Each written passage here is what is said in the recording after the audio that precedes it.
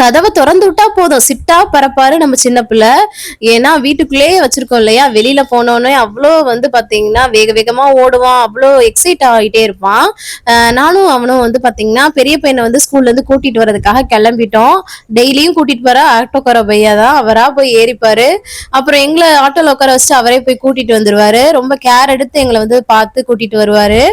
அதுக்கப்புறம் வீட்டுக்கு வந்ததுக்கு அப்புறம் வந்து பாத்தீங்கன்னா பிள்ளைக்கு ட்ரெஸ் எல்லாம் சேஞ்ச் பண்ணி விட்டுட்டு துணி வந்து மிஷின்ல போட்டு விட்டுட்டு வந்துட்டேன். அதுக்கப்புறம் நேத்து வந்து மாங்காய் இருந்ததா, சரி அதை வச்சு மாங்காய் பச்சடி இருக்குல்ல, வெள்ளம் எல்லாம் சேர்த்து பண்றது, அதுதான் வந்து பண்ணியிருந்தேன். செம்ம எம்மியா இருந்தது. நம்ம ஊர்னா அந்த கிளிமுக்கு மாங்கால பண்ணுவோம், இங்க இந்த மாங்காய் தான் வந்து கிடைக்குது. ஸோ அதனாலதான் இதெல்லாம் வந்து பண்ணிட்டு சாதத்தை சும்மா தாளிச்சாச்சு.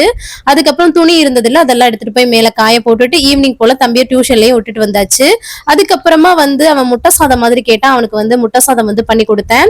அதுக்கப்புறம் Q&A வீடியோ எடுத்து போஸ்ட் பண்ணிருக்கேன். அதோட லிங்க் மேல இருக்கு, செக் அவுட் பண்ணி பாருங்க.